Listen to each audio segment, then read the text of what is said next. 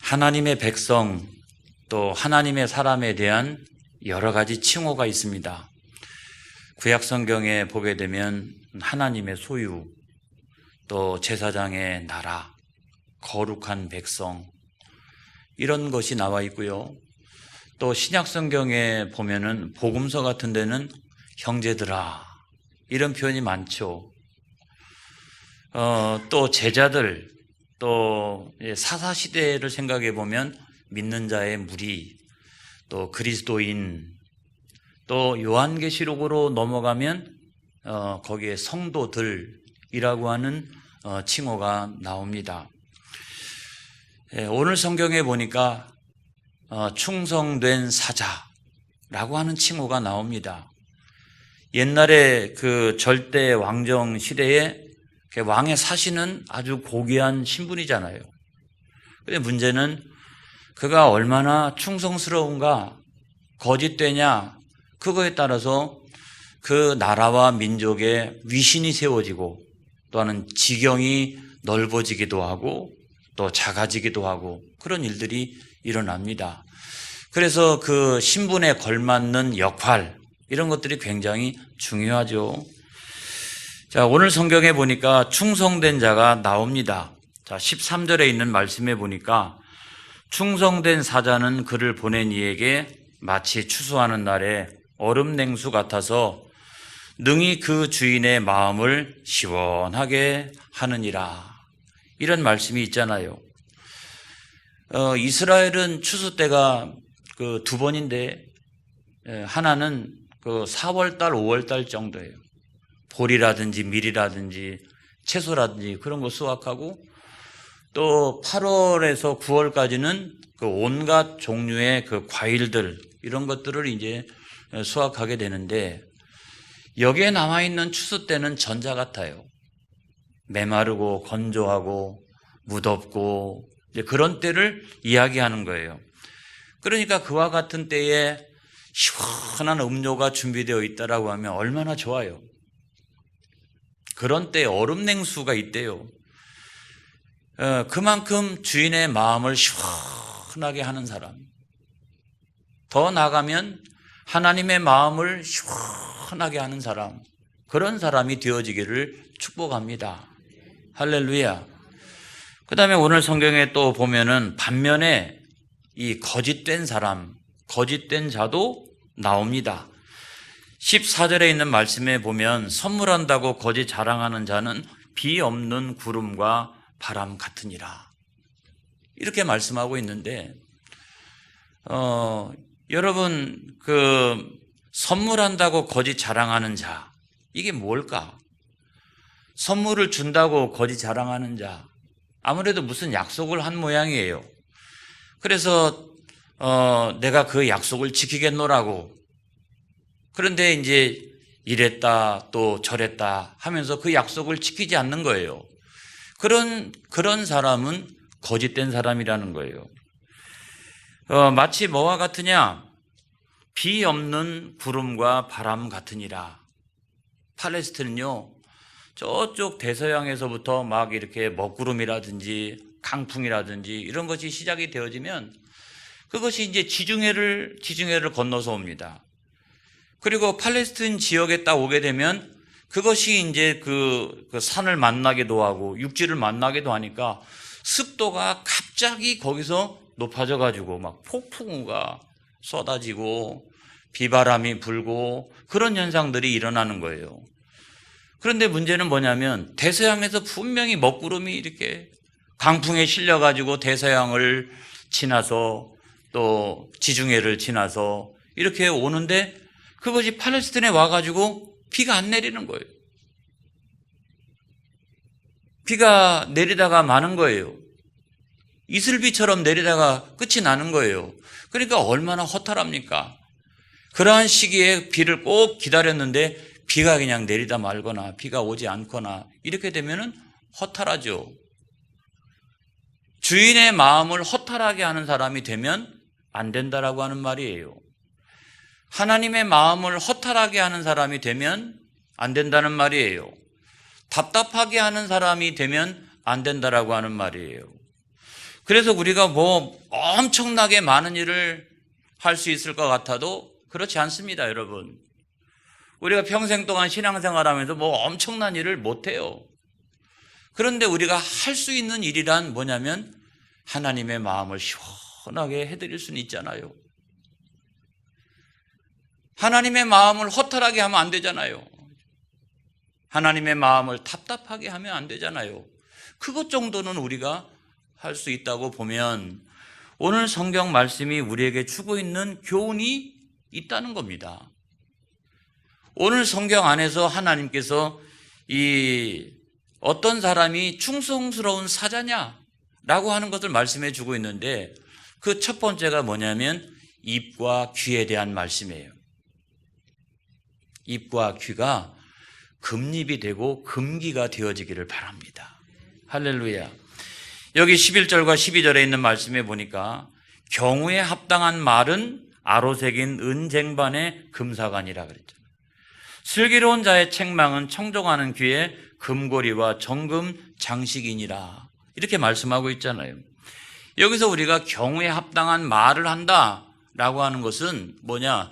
이 경우에는 이렇게 말하고 저 경우에는 또 다르게 말하고 이런 것을 말하는 게 아니에요.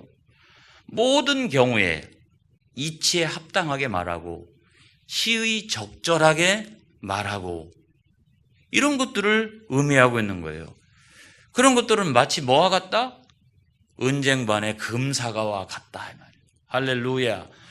그런데 이 성경 말씀을 잘 읽어보게 되면 아로새긴 은쟁반의 금사관이라 이렇게 말씀하고 있는데 아로 새겼다, 수 놓았다 이런 말이죠. 그러니까 이거는 아마 그림인 것 같아요. 그림인데 거기에 보니까 은쟁반에 금사과가 이렇게 담겨져 있는 그런 것들을 수 놓았든지 그림으로 그려놨든지 이런 것들을 말하는 것인데 금사과가 있나요? 있어요? 저는 별로 못 본 것 같은데 이 딜리셔스 계통의 사과 골든 딜리셔스 노란색으로 되어져 있는 그런 계통의 사과를 말하지 않을까 싶어요. 그것도 아마 좀 금빛에 가까운 이제 그런 사과를 말하는 것 같은데 아무튼 그것이 그림이든지 실물이든지 간에 무슨 상관이 있습니까? 근데 은쟁반에 금색으로 사과가 담겨져 있다. 그거는 레드보다는 낫잖아요. 은쟁반에 레드, 홍옥 같은 게 담겨져 있다. 그것도 물론 예쁩니다만은 그래도 은쟁반에 금빛 색깔의 사과가 탁 담겨져 있으면 얼마나 고귀하고 품위가 있습니까, 여러분? 그러니까 하나님의 대사, 충성된 사자, 내가 오늘날 이 땅에 하나님의 대사요, 또 충성된 사자라면 그런 언어를 구사할 줄 알아야 된다는 거예요. 그런 언어를 구사할 줄 알아야 돼요. 그래야 하나님의 나라가 확장되든지 말든지 하지 그런 언어를 구사하지 않으면 하나님의 나라가 자꾸 작아지는 거예요. 그 지경이 나로 말미암아 점점점 작아지는 거예요. 그래서 우리는 그런 언어를 구사할 줄 알아야 된다. 나는 하나님의 대사야. 나는 하나님의 충성된 사자야. 그렇다면 가장 먼저는 그와 같이 내 언어 생활에 고귀함과 그런 품격이 있기를 주님의 이름으로 축원합니다. 그 다음에 우리가 두 번째로 보면 여기 보니까 슬기로운 자의 책망은 청종하는 귀의 금고리와 정금 장식이니라 이렇게 말씀하고 있는데 슬기로운 자의 책망이라고 하는 것은 지혜가 있는 사람의 권면이죠. 영성이 깊은 사람의 어떤 권면이죠. 그런 권면을 들을 줄 알아야 된다 이 말이에요. 그래서 저는 여기서 이야기하는 그 슬기로운 자의 책망도 중요하지만 또 다른 하나 중요한 것은 뭐냐면 청종하는 귀라고 생각합니다. 그렇죠? 다른 사람이 아무리 금 같은 말을 한다 할지라도 그거를 내가 금같이 잘 들을 수 있는 이 청종하는 귀가 없다라고 하면 되겠어요? 그러면 다 말짱 꽝이죠. 아무런 의미가 없는 거죠. 은혜가 안 되는 거죠. 그래서 저는 이 금고리 장식, 귀에 있는 이 금고리 장식, 그것이 얼마나 화려한가? 이것보다도 더 훨씬 중요한 것이 금 같은 청정하는 귀, 그와 같은 귀를 갖는 것이 참 중요하다고 생각합니다. 그런 귀는 어떤 귀냐? 분별력이 있는 귀입니다. 분별력 있는 거예요. 누가 무슨 말을 해도 그거를 잘 분별할 수 있는 그런 귀가 있어야 되는 거예요. 팔랑귀가 되면 안 되는 거죠. 팔랑귀가 되면. 너무 가벼운 귀가 되면 안 됩니다. 다른 사람이 속이기 쉬운 그런 귀를 장착하고 있으면 안 되는 거예요. 왜냐하면 그런 사람은 하나님의 대사가 될 수가 없어요. 충성된 사자가 될 수가 없어요. 여러분 해외 나가가지고 외교를 하고 있는데 다른 나라의 외교관이 막 좋은 얘기 한다라고 해도 거기에 금방 넘어가고 나라의 이권을 팔아 넘기고 그러면 되겠어요? 그거를 딱 하고 명확하게 분별력을 가지고 그거를 구분할 수 있는 그와 같은 귀를 우리가 가지고 있어야 된다. 그래야 하나님 앞에 귀하게 쓰임받는다. 그래야 그 사람을 통해서 지경이 넓어지고 하나님 나라의 위신이 세워진다 라고 하는 것을 여러분 말씀을 드리고 싶어요. 그런데 왜 성경은 그거를 하필이면 금으로 이렇게 표현을 했을까? 금으로 왜 그것을 이야기를 했을까? 이게 다 수준이 있다는 거예요. 먼지도 있고 흙도 있고 동도 있고 은도 있고 금도 있다는 거예요. 그래서 우리 입과 귀가 다 수준이 있다는 거예요. 그래서 그 수준을 높이지 않으면 안 된다는 겁니다. 우리가 오늘 이 땅에서 하나님께서 우리에게 주신 그 사명을 감당할 때 그런 나의 입과 귀의 수준을 끌어올리지 않으면 하나님의 대사로서 또 충성된 사자로서 역할을 감당하기가 무지무지하게 어렵다는 거예요. 그런데 이 땅에서 최고의 금입, 금귀가 뭐냐? 저에게 물으신다면 저는 최고의 금입은 뭐냐면 기도하는 입이요, 전도하는 입이요. 할렐루야. 오늘도 오후에 한 선교사가 저 조지아로 나갑니다마는 참 얼마나 고귀한 입입니까? 또 금귀는 뭡니까? 금귀는 하나님의 말씀을 듣는 게 아니라 하나님의 말씀을 들어서 행동으로 옮기는, 하나님의 말씀을 청종하는 귀가 여러분 금귀예요. 우리가 새해에는 그런 수준을 끌어올리는, 그렇죠? 수준을 끌어올리는 그런 교회가 되어지기를 바랍니다. 우리는 기도해야 돼요. 하나님 아버지, 새해에는 내가 흙이었다면 동이 되게 하시고, 동이었다면 은이 되게 하시고, 은이었다면 금이 되게 하여 주시옵소서. 그렇게 하나님 앞에 기도해야 돼요. 그 다음에 두 번째는 뭐냐? 두 번째는 절제와 중용입니다. 이 충성된 사자는 그 절제와 중용이 있어야 된다는 말이에요. 여러분 16절 이하에 있는 말씀에 보니까 이렇게 되어져 있습니다. 너는 꿀을 보거든 조카리만큼 먹으라. 과식함으로 토할까 두려우니라. 너는 이웃 집에 자주 다니지 말라. 그가 너를 싫어하며 미워할까 두려우니라.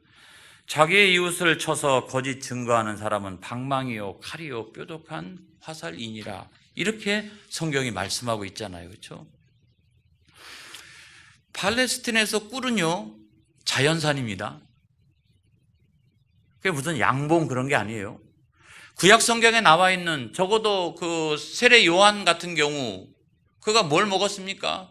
이 석굴 먹었잖아요. 그걸 생각해 보면 적어도 팔레스틴, 지금은 모르겠습니다만 어쨌거나 역사에 상당한 시간 동안 양봉은 없어요. 대부분 자연산이에요. 그리고 그걸 구하기도 쉽지 않습니다. 숲을 속에 있고 바위 사이에 이렇게 있고, 그리고 이것은 중요한 교역품으로 사용되어집니다. 높은 단가에 팔리기도 합니다. 그런데 이 귀한 것을 다 먹어버리면 어떻게 해요? 그리고 그 꿀을 너무 많이 먹으면 또 꿀에 취하는 경우도 있어요. 그것도 적당히 먹어야 되는 거죠. 여러분, 에덴 동산에서 죄 지은 인간이 갖게 되는 습관 가운데 한 가지가 뭐냐면 이거예요. 탐식이에요. 그전에는 그런 게 성경에 안 나타나요. 근데 죄를 짓고 난 다음에 나타났던 현상 가운데 하나는 뭐냐면 보암직하고 먹음직하고 탐스럽기도 하고 막 이게 탐식하는 그런 마음이 사람들 속에 생겨난 거잖아요. 그래서 이거를 만족시키기 위해서 전쟁도 하기도 하고 사람을 죽이기도 하고 아무튼 뭐 재물을 모으기도 하고, 그래서 어떤 의미에서 보면은 이 눈으로부터 시작되어진, 그래서 우리의 그 감각을 만족시키는 그런 탐식이 죄로부터 시작됐다는 사실을 우리가 기억하게 되는 것입니다. 그러니 중국의 황제들 같은 경우는 얼마나 좋은 음식을 많이 먹었겠어요.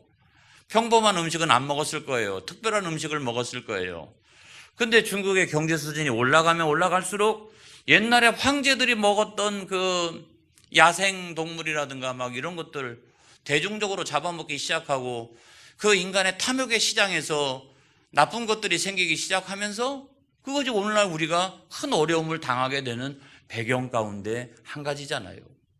이유가 다른 데 없습니다. 그 누가 잘못한 게 아니에요. 제가 우리가 이 기회에 회개하자, 말씀으로 돌아가자 라고 하는 이유는 이 모든 재앙이 일어나는 것은 다 우리의 잘못과 죄 때문에, 우리의 탐욕과 욕심과 탐식 때문에 발생하는 문제라는 거예요. 그래서 절제가 필요합니다. 하나님의 대사, 충성된 사자가 절제하지 못하면 되겠어요? 어디 나가가지고. 그런 절제함이 있어야 되는 거죠. 모든 부분에 절제가 있어야 되고. 그 다음에 또 보면은 뭐 이웃집에 다니는 거야 무슨 상관이 있습니까? 저도 신방을 가야죠. 여러분도 마실을 나가야 되죠. 그러니까 그런 것들은 전혀 상관이 없는데, 문제는 뭐냐면, 문제는 그렇게 다니면서 방망이를 달고 다니는 거, 이게 문제인 거죠. 칼을 달고 다니는 거, 뾰족한 화살을 달고 다니는 거, 이런 것들이 문제가 되는 거죠. 그래서 성경은 자주 다니지 말라, 이 말이 뭔가, 그러면 신방 못 하겠네. 자주 다니지 말라, 이 말은 다른 의미로 표현하면 발을 무겁게 하라는 거죠. 그렇죠? 발을 무겁게 하라, 또는 발을 귀하게 하라, 이런 말이에요. 치우치지 말라, 기울지 말라. 이게 내 발걸음이 대도무문 이러면서 쫙 좁은 문 이러면서 내 발걸음이 무겁게 이렇게 가야지 다른 발걸음이 되면 안 된다, 이렇게 이야기하고 있는 거예요. 그렇다면 그 발걸음이란 뭘 말합니까? 중용을 말하는 거죠. 중용. 늘 범사에 그런 중용하는 그런 마음을 우리가 가지고 있어야 된다는 거예요. 왜 그러느냐? 여러분, 나는 절제하지만 하나님의 영광을 위해서는 나의 시간과 물질과 건강을 드려야 됩니다. 할렐루야. 그래서 나는 늘 조심하고 이렇게 하지만 하나님의 영광을 위해서는 내가 얼마든지 하나님 내가 가지고 있는 모든 것들을 풍성하게 사용하기를 원합니다. 할렐루야.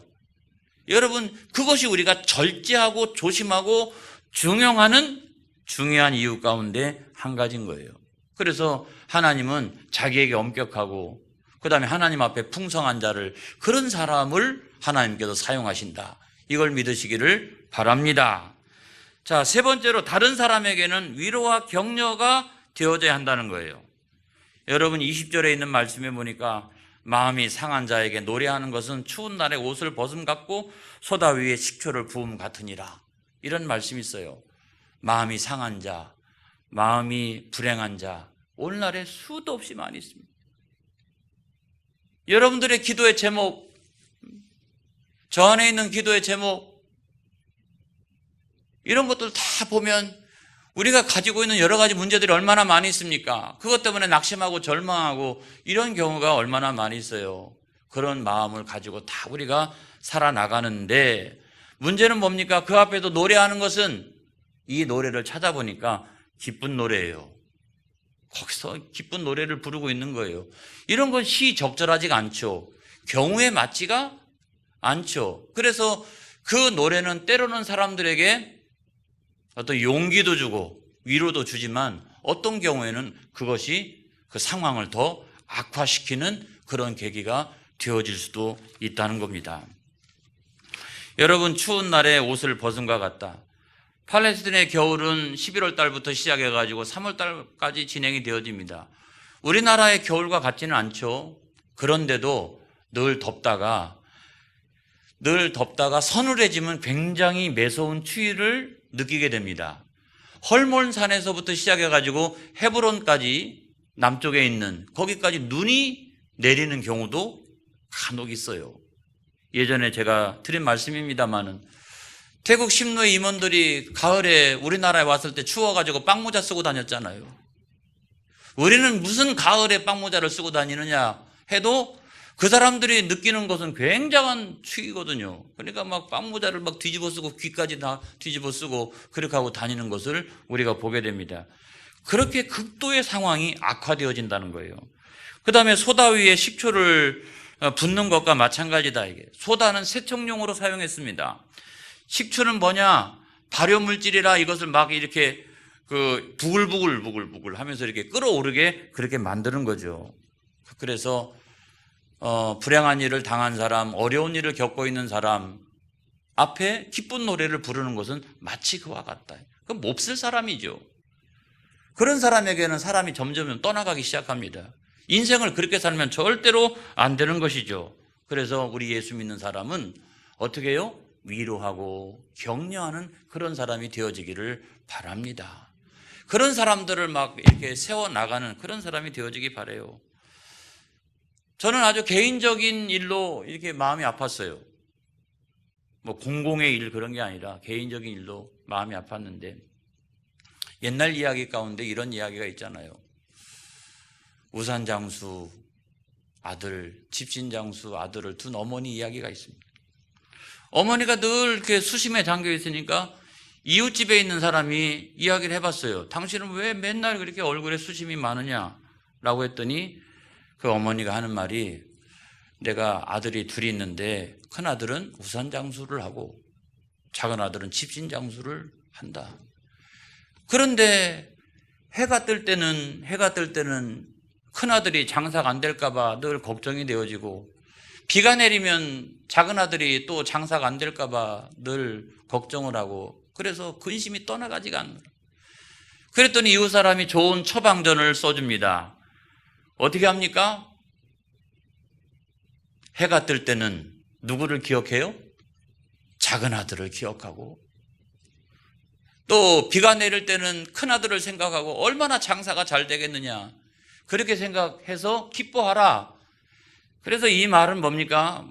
현상은 똑같은데 그거를 부정적으로 생각하느냐 긍정적으로 생각하느냐 여부에 달려있다. 이런 것을 교훈을 주는 이야기예요.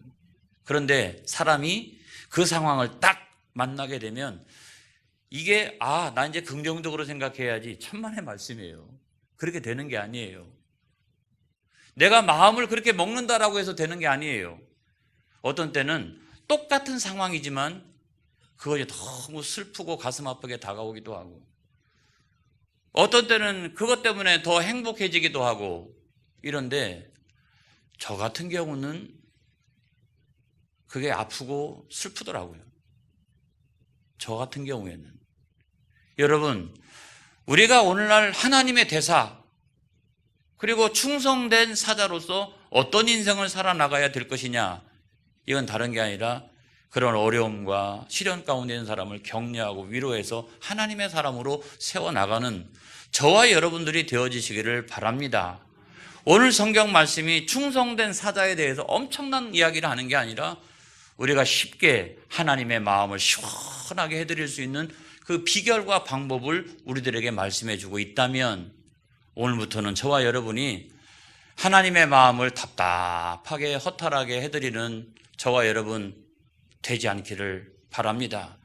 오늘부터 저와 여러분이 하나님의 마음을 시원하게 해드리는 저와 여러분 되어지기를 바랍니다. 기도하겠습니다.